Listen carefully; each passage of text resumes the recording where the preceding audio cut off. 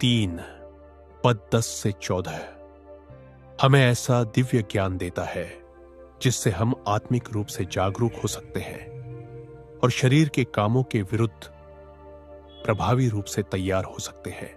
देखिए, मैं आपको यह बताना चाहता हूं, यीशु मसीह का ज्ञान हमें ऐसा बदलने वाला अनुभव देता है जो किसी भी व्यक्ति को यह सामर्थ्य देता है कि वह शरीर के कामों के विरुद्ध मजबूती से खड़ा रह सके। मसीह को देखते रहना परिवर्तन लाता है, और जब तक हम उसे उसी रूप में नहीं देखते जैसा वह वास्तव में है, तब तक उसके स्वरूप को अपने जीवन में दिखाना संभव नहीं।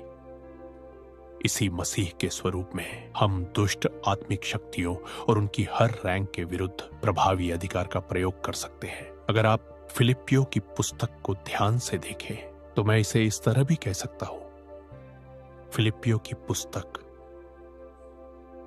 वह प्रकाशन है, वह सच्चाई है जो मानव जीवन को आत्मिक क्षेत्रों में बढ़ने और आगे बढ़ने के लिए दी गई है। और जब तक हम इन बताए गए आत्मिक सिद्धांतों को अपनाएंगे नहीं और शरीर की इच्छाओं को तोड़ने के इन स्तरों से नहीं गुजरेंगे, तब तक आत्मा के फल हमारे जीवन में दिखाई नहीं देंगे।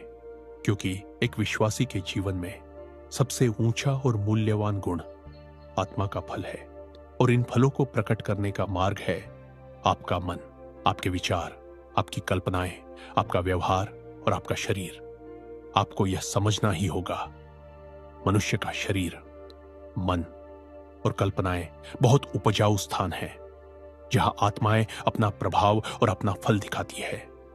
आत्मा के फल होते हैं और आत्माओं के कई स्तर होते हैं जहां से वे अपने आप को व्यक्त करती हैं, और आत्माओं के प्रकट होने के स्थान हैं आपके विचार, आपकी कल्पनाएं, आपका आचरण और आपके शरीर की स्थिति या अवस्था।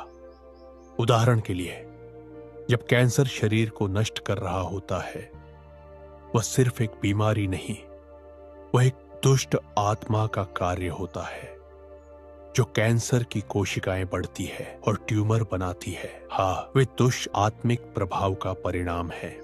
आत्माएं यानी दुष्ट आत्माएं अपने आप को शरीर से जोड़ सकती है और शाप ला सकती है। कई बार पुरानी न खत्म होने वाली बीमारियां इसी कारण शरीर में आती है।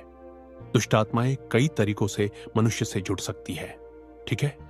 यह आपकी कल्पनाओं के द्वारा भी हो सकता है, डिप्रेशन से, गुस्से से या किसी गलत इच्छा और प्रवृत्ति से भी। कई तरीके हैं। इसलिए किसी को आपको यह कहने न दें कि अगर आप नए जन्म में हैं तो दुष्टात्माएं आप में प्रवेश नहीं कर सकती। दुष्टात्माएं कर सकती है, ठीक है? कोई यह बात प्रचार करे या न करे, इससे सत्य नहीं बदलता। वास्तविकता किसी के उपदेश से बड़ी है। शैतान आपको सताने की क्षमता रखता है, शैतान आपको दबा सकता है, और दुष्टात्माएं वे हर प्रकार की पीड़ा, दबाव और उत्पीड़न के लिए जिम्मेदार होती है जो मनुष्य के शरीर में होते हैं। अब फिलिपियों 3 पद 10 से 14 मैं इसे आपके लिए पढ़ना चाहता हूं। यह कहता है कि मैं उसे जानूं। कृपया इसे स्क्रीन पर डालिए यदि हो सके, कि मैं उसे जानूं और उसके पुनरुत्थान की शक्ति को जानूं और उसके दुखों में सहभागी बनूं।